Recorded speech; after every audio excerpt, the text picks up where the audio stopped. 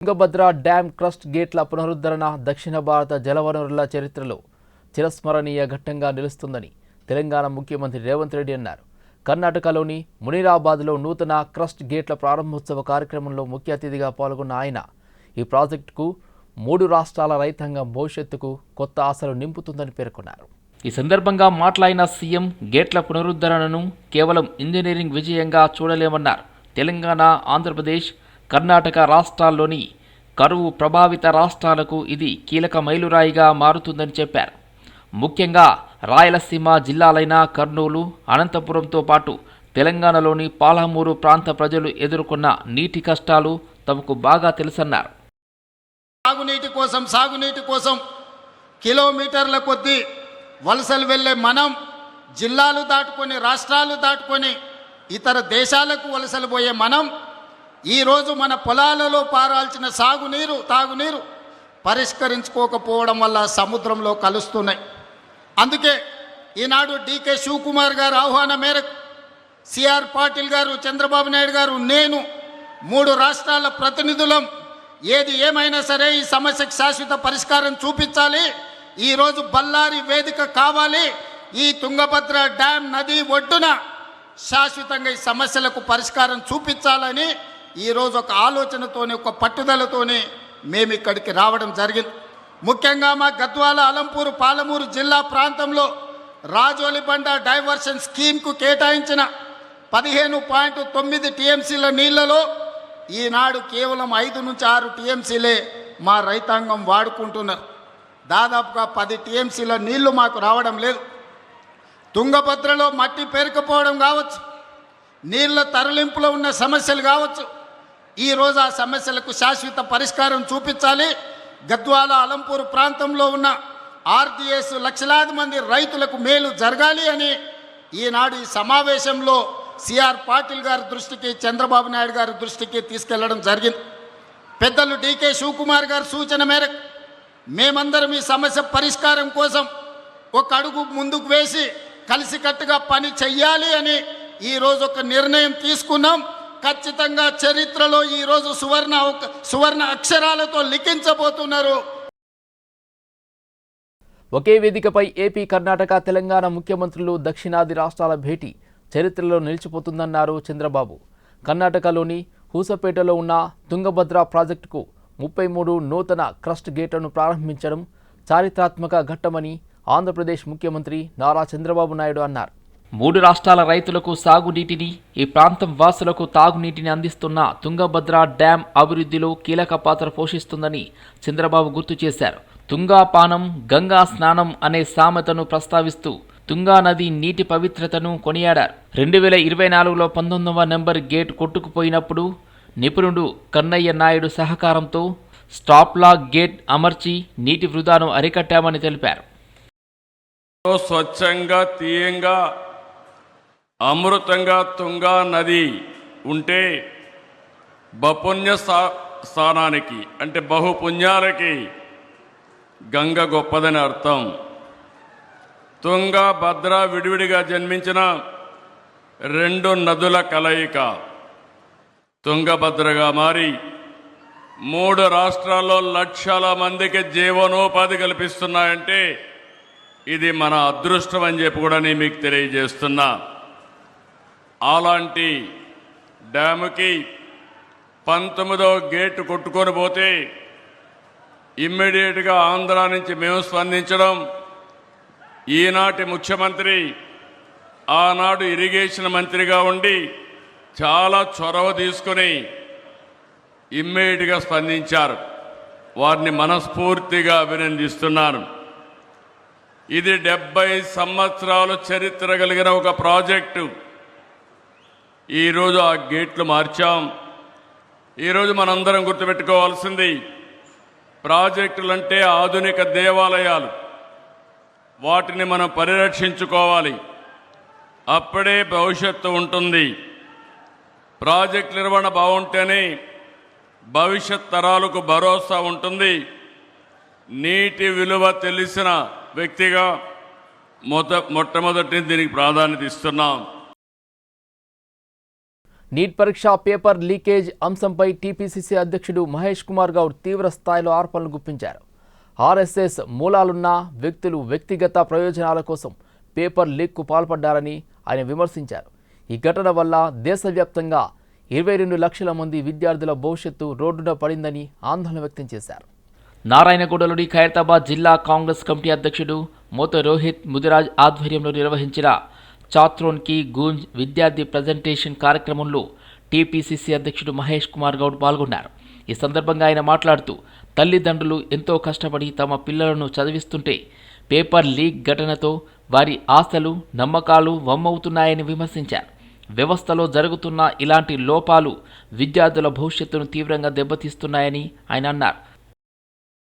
Neat విషయంలో RSS మూలాలు ఉన్న వ్యక్తులు యూనివర్సిటీలో దూరడం వల్ల వారి వ్యక్తిగత ప్రయోజనాల కోసము నీట్ పేపర్ లీక్ చేసినారు. తద్వారా 22 లక్షల మంది విద్యార్థులు రోడ్డున పడ్డారు.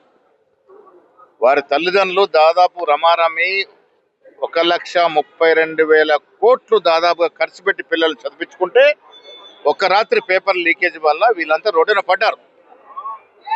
దేశంలో విద్యా విధానం మారాలి, సమూలమైన మార్పులు తీసుకురావాలి, దేశ భవిష్యత్తును యువకుల యొక్క భవిష్యత్ తీర్చిదిద్దిన ఉద్యమంతో రాహుల్ గాంధీ గారు కోటాలో ఈ ఉద్యమాన్ని ప్రారంభించారు. ఉద్యమంలో భాగంగా ఇవాళ విక్రాంత్ బూరియా గారు హైదరాబాద్కు వచ్చి ప్రెస్ అడ్రస్ చేస్తూ ఉన్నారు. జరిగిన తప్పిదాల మీద బాధ్యత వహించాల్సిన మోడీ, ధర్మేంద్ర ప్రధాన్ తప్పుకుంటా ఉన్నారు.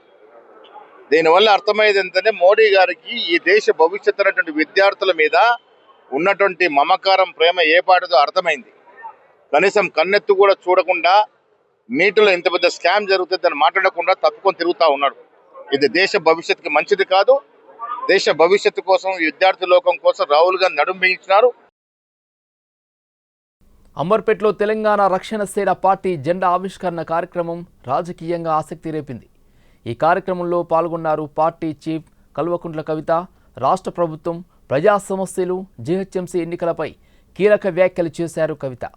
అంబర్పేటలో తెలంగాణ రక్షణ సేన పార్టీ జెండాను ఆవిష్కరించిన పార్టీ చీఫ్ కల్వకుంట్ల కవిత ప్రజా సమస్యలపై తమ పోరాటం కొనసాగుతుందని స్పష్టం చేశారు.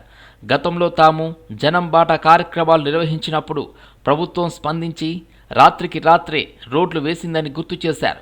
పేద ప్రజలకు అత్యంత భారంగా మారిన విద్యా, వైద్యం రంగంలో ప్రభుత్వాలు విఫలమయ్యాయని విమర్శించిన కవిత తమ పార్టీ అధికారంలోకి వస్తే ప్రజల జేబు నుండి ₹1 ఖర్చు కాకుండా ఉచిత విద్య, వైద్యం అందిస్తామని హామీ ఇచ్చారు. జిహెచ్ఎంసీ ఎన్నికలలో అనేకమైన విషయాలు ఇప్పుడున్న ప్రభుత్వం చెప్పింది. ఒకటి, ప్రత్యేకంగా స్లమ్ డెవలప్మెంట్ ప్లాన్ తీసుకుంటామని చెప్పారు. ఇంతవరకు స్లమ్స్లలో ఎక్కడ కూడా డెవలప్మెంట్ లేదు, ప్లాన్ లేదు. ఇండ్లు ఇస్తామని చెప్పారు, ఎక్కడ కూడా ఇల్లు లేవు. కనీసం స్ట్రీట్ లైట్స్ కావచ్చు, రేషన్ కార్డ్స్ కావచ్చు, కనీస అవసరాలు లేవు. బస్తీ దవాఖానాలు ఉండే, అవి పనిచేయడం లేదు. బస్తీ పబ్లిక్ స్కూల్స్ పెడతా అని చెప్పింది ఈ గవర్నమెంట్. జిహెచ్ఎంసీలో ఏ బస్తీలో కూడా నేను ఇంతవరకు పబ్లిక్ స్కూల్ చూడలే గవర్నమెంట్ది. ఉన్న గవర్నమెంట్ స్కూల్స్ క్లోజ్ చేస్తున్నారు. ప్రైవేట్ స్కూల్స్ ఫీజు తగ్గించడం లేదు. మరి వీటన్నిటి మీద ఓన్లీ టీఆర్ఎస్ పార్టీ పోరాటం చేసింది. స్కూల్ ఫీజులు తగ్గించాలని పోరాటం చేసింది. కాబట్టి జిహెచ్ఎంసీ ప్రజలకు దగ్గరగా ఉంటాం. మంచినీటి దగ్గర నుంచి, కరెంటు దగ్గర నుంచి, స్కూల్ ఫీజు దగ్గర నుంచి అన్ని విషయాల్లో పోరాటం చేస్తాం. 1,50,000 కోట్ల పెద్ద స్కామ్ తప్పితే మూసీ చుట్టుపక్కల ఉండే తెలంగాణ ప్రజలకు కానీ, మూసీ చుట్టుపక్కల ఉన్న పేద ప్రజలకు కానీ లాభం లేదు. దాంతో అక్కడ ఉన్నటువంటి వారికి కొత్త ఇల్లు ఇచ్చింది లేదు, వారికి పోతున్నటువంటి పనిని కొత్తగా కల్పించింది లేదు. కేవలం సుందరీకరణ పేరుతోని రియల్ ఎస్టేట్స్ చేస్తున్నటువంటి ప్రాజెక్టు. కాబట్టి ఈ ప్రాజెక్టును ఎండగడతాం. మూసీ పరివాహక ప్రాంతం అంతా కూడా త్వరలో పాదయాత్ర కూడా చేస్తాం. ప్రపంచంలోని అన్ని నాగరికతలకు ఆది పునాది భారతదేశం నుండే ప్రారంభమైందని రవీంద్రజిత్ పేర్కొన్నారు. ఈ సందర్భంగా సోమాజిగూడ ప్రెస్ క్లబ్లో ఆయన మీడియా సమావేశం నిర్వహించారు. చారిత్రక అంశాలను వెలికి తీయడంపై తనకు ఉన్న ఆసక్తిలో భాగంగా మత్స్యావతార నాగరికతకు సంబంధించిన విషయాలను జై మత్స్యావతార క్యాంపెయిన్ ద్వారా ప్రభుత్వం మరియు ప్రజలకు తెలియజేయడం తన ప్రధాన లక్ష్యమని తెలిపారు. భారతదేశానికి సంబంధించిన మత్స్యావతార నాగరికతపై అనేక మంది శాస్త్రవేత్తలు ఇప్పటికే పరిశోధనలు చేసినప్పటికీ ఆ వివరాలు ప్రపంచానికి పూర్తిగా తెలియక మరుగున పడిపోయాయని ఆయన అన్నారు. ఈ నాగరికతను ఫ్లడ్ సివిలైజేషన్, వరద నాగరికతగా కూడా అభివర్ణించవచ్చని పేర్కొన్నారు. మత్స్యావతార నాగరికతలో మానవత్వం, దయ, జాలి వంటి విలువలు ప్రధానంగా ప్రతిఫలిస్తాయని చెప్పారు. కథలు రాసుకున్నారు, కానీ అది ఎక్కడ జరిగింది ఎవరికి తెలియదు. అది ఇక్కడ జరిగింది అని చెప్పినప్పుడు ఇప్పుడు మన పూర్వీకులు ఎక్కడ వాళ్ళు అని మనం వెతికినప్పుడు ఈ స్థలం మన పూర్వీకులు అన్నప్పుడు ఒక సెంటిమెంట్ భావం వారికి కనెక్ట్ అయ్యే విధానం ఉంటుంది.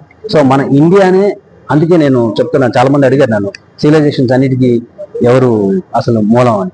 మన భారతే అన్నిటికీ మూలం అని చెప్పి ఈ సభాముఖంగా ఈ మీడియా పూర్వకంగా చెప్తున్నాను. అండ్ ఆల్సో ఆ సివిలైజేషనే వీటన్నిటికి కూడా మూలాధారం అయి ఉన్న మదర్ లాగా మనం చెప్పుకోవచ్చు. భారత్ మాత అనేది ఓన్లీ ఇండియా కాదు, ఇతర వరకు కాదు, ప్రపంచానికి ఇది ఒక ప్రపంచ భారత్ మాతగా మనం చెప్పుకోవడానికి సందేహం లేదని చెప్తున్నాను. కుత్బుల్లాపూర్ పరిధిలోని పేట్ బషీరాబాద్ పోలీస్ స్టేషన్ పరిధిలో విషాద ఘటన చోటు చేసుకుంది. కళ్ళకోయ ప్రాంతంలో చెట్టు కొమ్మలు కత్తిరిస్తున్న సమయంలో ప్రమాదవశాత్తు విద్యుద్ఘాతం తగలడంతో ఓ వ్యక్తి మృతి చెందాడు.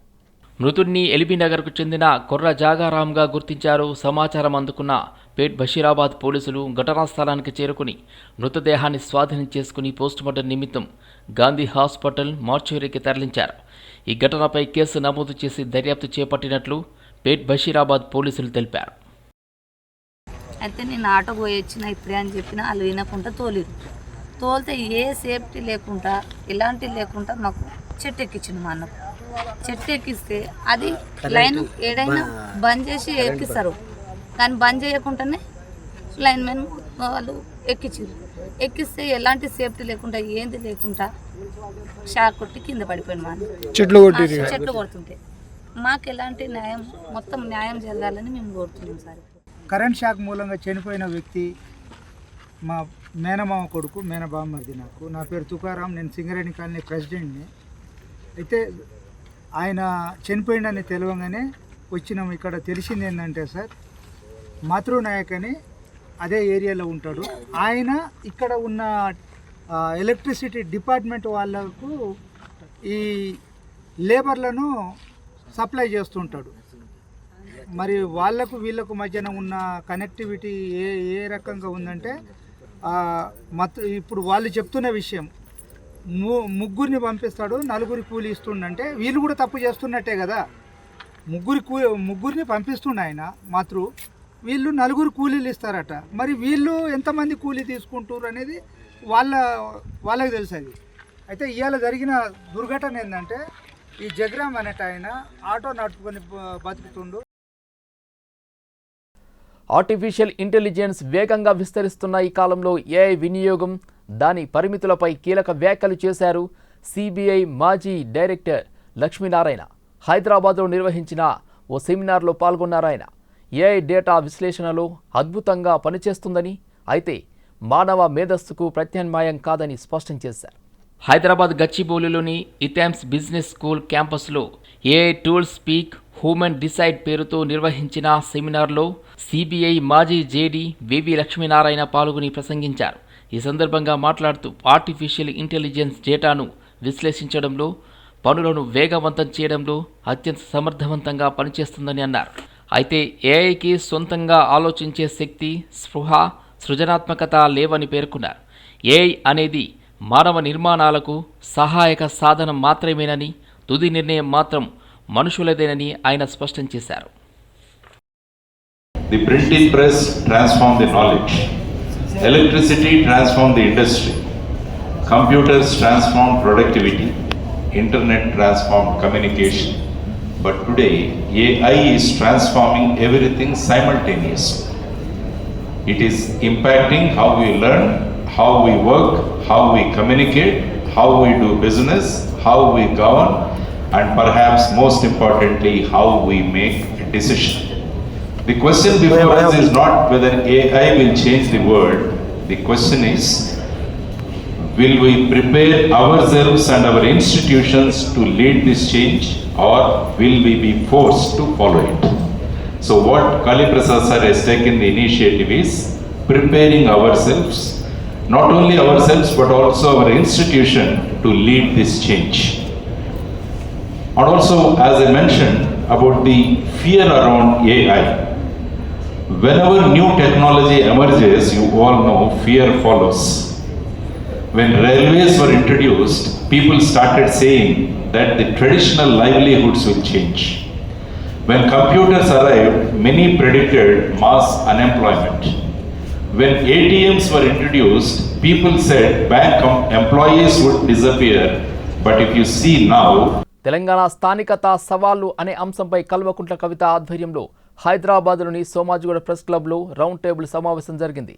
ఇటీవలే ఆమె కొత్తగా స్థాపించిన తెలంగాణ రాష్ట్ర సేన పార్టీ ఆధ్వర్యంలో ఈ సమావేశాన్ని నిర్వహించారు.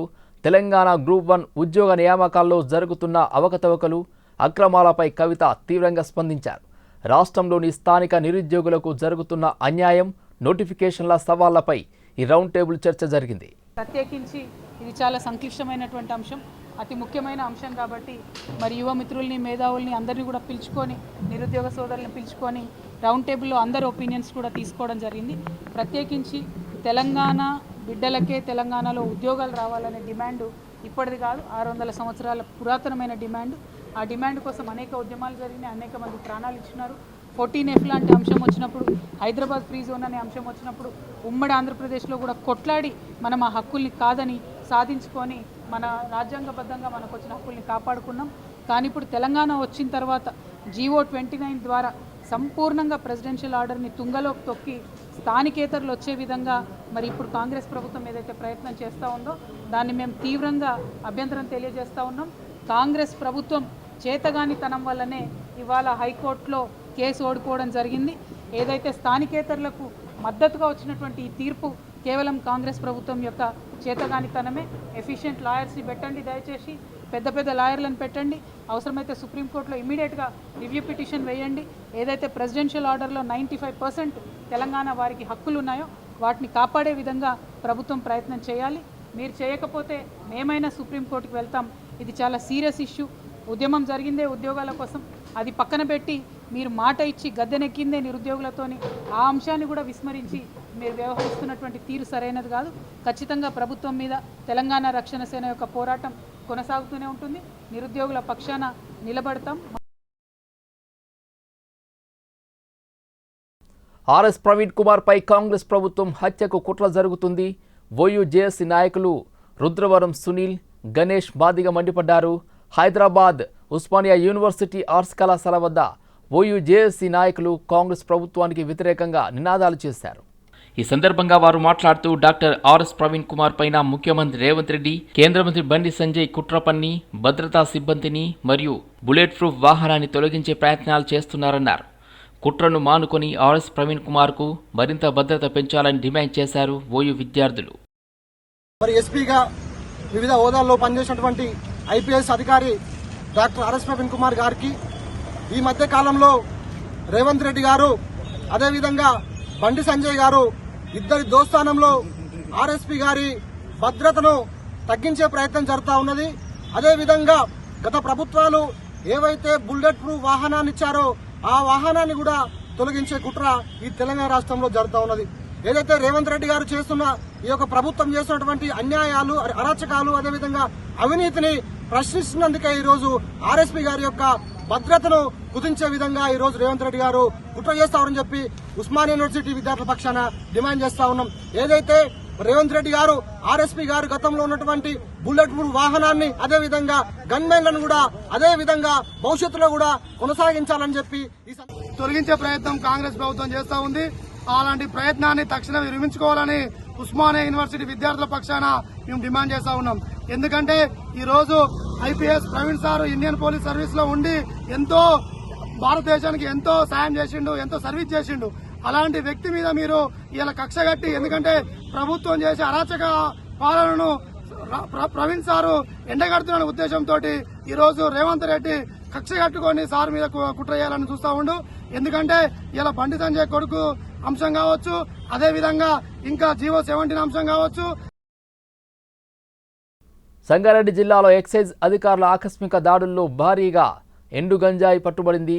BHEL బస్టాండ్ సమీపంలో నిర్వహించిన తనిఖీల్లో పశ్చిమ బెంగాల్కు చెందిన 2 వ్యక్తులను అదుపులోకి తీసుకున్నారు అధికారులు. సంగారెడ్డి జిల్లా BHEL బస్టాప్ సమీపంలో అమీన్పూర్ ఎక్సైజ్ పోలీసులు ఆకస్మిక దాడులు నిర్వహించారు. అనుమానాస్పదంగా సంచరిస్తున్న 2 వ్యక్తులను తనిఖీ చేయగా వారి వద్ద 1.56 కిలోల ఎన్ను గంజాయి లభ్యమైంది. దీంతో పాటు 2 మొబైల్ ఫోన్లను కూడా అధికారులు స్వాధీనం చేసుకున్నారు. నిందితులను పశ్చిమ బెంగాల్కు చెందిన షేక్ రూహిల్ అమీన్, షేక్ ముజాయుద్దీన్ ఇస్లాంగా గుర్తించారు. నిందితులపై కేసు నమోదు చేసి ఎక్సైజ్ అధికారులు వారిని అదుపులోకి తీసుకుని విచారించారు.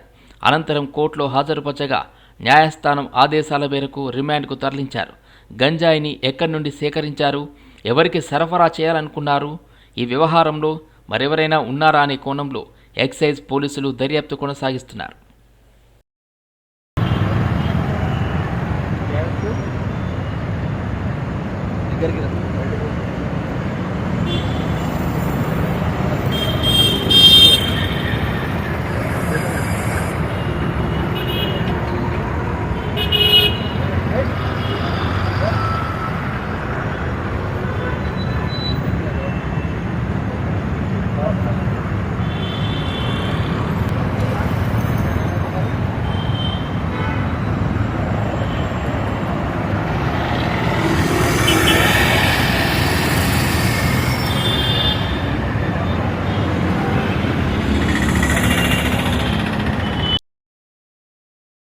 నగరంలో టాస్క్ ఫోర్స్ పోలీసులు భారీ ఆపరేషన్ నిర్వహించి 2 ప్రమాదకర అంతర్రాష్ట్ర నేరగాళ్లను అరెస్ట్ చేశారు.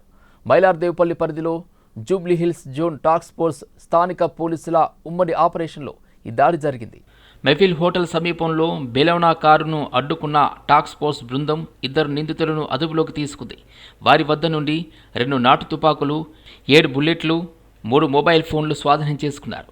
మొత్తం 5 లక్షల విలువైన సొత్తును పోలీసులు సీజ్ చేశారు. అరెస్టైన వారిని ముదాసిర్ హుసేన్ అలియాస్ షాబాబా చార్మినార్ కిలావత్ ప్రాంతానికి చెందిన కార్ డీలర్గా గుర్తించారు. మరో నిందితుడు మహారాష్ట్ర నాందేడ్కు చెందిన లారీ డ్రైవర్ అమీర్ ఖాన్గా గుర్తించారు. ప్రాథమిక విచారణలో మైలార్దేవ్పల్లి పరిధిలో పెద్ద స్థాయిలో ఆర్గనైజ్డ్ క్రైమ్ చేయడానికి వీరు ప్లాన్ చేస్తున్నట్టు తెలిపారు. ఇక్కడ హైదరాబాద్లో ఇది ఆర్మ్స్ వెపన్, ఇది దేశీ కట్ట తీసుకొని ఇక్కడ ఏదైనా రాబరీ చేయడానికి ఉద్దేశంతో వాళ్ళు ఇక్కడ వచ్చారు. మన ఇన్ఫర్మేషన్ పైన వాళ్ళకే అప్రహెండ్ చేయడం జరిగింది. సో ఈరోజు మన మైలార్దేవ్ పోలీస్ పిఎస్ లిమిట్లో అది కేసు బుక్ చేసి మేము ఫర్దర్గా ఇన్వెస్టిగేషన్ చేస్తాము. ఇప్పటి వరకు తెలిసి ఇన్ఫర్మేషన్ ప్రకారం ఈ ముదస్సిర్ హుసేన్, ఈ ఆమీర్ ఖాన్ ఇద్దరు ఈ వెపన్స్ మహారాష్ట్ర నుంచి తీసుకొని వచ్చారు. వాళ్ళ గ్యాంగ్ మెంబర్, అసోసియేట్ మెంబర్ వాళ్ళకి ఇచ్చారు. సో మిగతా గ్యాంగ్ మెంబర్కి అప్రహెండ్ చేయడానికి కూడా మేము ప్రయత్నం చేస్తాము. తర్వాత ఎవరైనా ఈ గ్యాంగ్ లీడర్ ఉన్నారు వాళ్ళు కూడా డీటెయిల్గా ఇన్వెస్టిగేషన్ చేసి వాళ్ళకి కూడా అప్రహెండ్ చేస్తాము. ఈ వెపన్ సోర్స్ ఇక్కడ ఉంది అది కూడా మేము ఫైండ్ అవుట్ చేస్తాము. సో ఈ హైదరాబాద్ సిటీ పోలీస్ రెగ్యులర్గా మన పబ్లిక్లో, మన సొసైటీలో లా అండ్ ఆర్డర్ మెయింటైన్ చేయడానికి బాధ్యత ఉంది. ఈ శాంతి భద్రత మెయింటైన్ చేయడానికి రెగ్యులర్గా ఈలాగా ప్రివెన్షన్ ఆపరేషన్ కూడా రెగ్యులర్గా జరుగుతుంది. ఈ ప్రివెన్షన్ ఆపరేషన్లో ఇది మన ఈరోజు సక్సెస్ దొరికింది. సికింద్రాబాద్ అల్వాల్ పోలీస్ స్టేషన్ పరిధిలో డబుల్ బెడ్రూమ్లు ఇండ్లు ఇప్పిస్తామంటూ ప్రజలను మోసం చేసిన 3 పోలీసులు అరెస్ట్ చేశారు. ఈ ఘటనపై మల్కాజ్గిరి డీసీపీ శ్రీధర్ వివరాలు వెల్లడించారు. అల్వాల్ పరిధిలో డబుల్ బెడ్రూమ్ ఇల్లు ఇప్పిస్తామని నమ్మించి ప్రజల నుండి ₹1,00,000 వరకు వసూలు చేసిన 3 పోలీసులు అరెస్ట్ చేశారు. పుష్పలత, విశాల్, మహేందర్ సింగ్లను అదుపులోకి తీసుకున్నామని డీసీపీ శ్రీధర్ తెలిపారు. మరో 4 కోసం గాలిస్తున్నట్లు ఆయన వెల్లడించారు. అల్వాల్కు చెందిన జయరాజ్ ప్రభుత్వ కార్యాలయాల్లో వైరవీలు చేస్తూ ఈ మోసాలకు పాల్పడినట్లు పోలీసులు గుర్తించారు.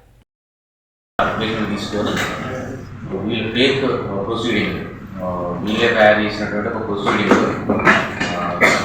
దీన్ని ఏదైతే పుష్పలత గతంలో పుష్పలత అత్తకు ఒక ప్రొసీడింగ్ రావడం జరుగుతుంది గవర్నమెంట్ నుంచి అలాట్మెంట్ సందర్భంగా. సేమ్ అదే అలాట్మెంట్కి సంబంధించిన ప్రొసీడింగ్ను చూసుకొని దాన్ని ఒక టీడీపీ సెంటర్లో అల్వాల్ పరిధిలో డిఫరెంట్ కాలనీస్ నుంచి వీళ్ళకి పరిచయం ఉన్న అందరి వ్యక్తులకు కూడా ఇన్ఫార్మ్ చేస్తారు. సికింద్రాబాద్ ప్యాట్నీ సమీపంలోని స్వప్నలో కాంప్లెక్స్లో భారీ అగ్ని ప్రమాదం చోటు చేసుకుంది. షార్ట్ సర్క్యూట్ కారణంగా మొదటి అంతస్తుల్లో మంటలు ఎగిసిపడ్డాయి. నగరంలో వరుస అగ్ని ప్రమాదాలు చోటు చేసుకుంటున్నాయి. అమీర్పేట్ మైత్రివనం ఘటన మర్చిపోకముందే మరో అగ్ని ప్రమాదం జరిగింది. సికింద్రాబాద్ ప్యాట్నీ సమీపంలోని స్వప్నలో కాంప్లెక్స్లో భారీ అగ్ని ప్రమాదం చోటు చేసుకుంది. షార్ట్ సర్క్యూట్ కారణంగా మొదటి అంతస్తులో మంటలు ఎగిసిపడ్డాయి. గమనించిన స్థానికులు వెంటనే అగ్నిమాపక సిబ్బందికి సమాచారం ఇచ్చారు. ఘటనా స్థలానికి చేరుకున్న ఫైర్ సిబ్బంది మంటలను ఆర్పివేశారు. తమ్ముడు ఇట్లా వెళ్ళిపోండి బయటికి, ఇద్దరు వన్ సైడ్ వెళ్ళిపోండి, ఇటు సైడ్ వెళ్ళిపోండి.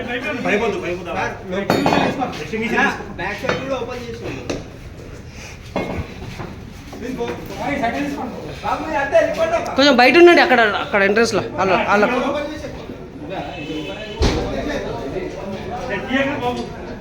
అన్న నువ్వు వెళ్ళిపోవా, అక్కడ ఉండిపో, అక్కడ లాస్ట్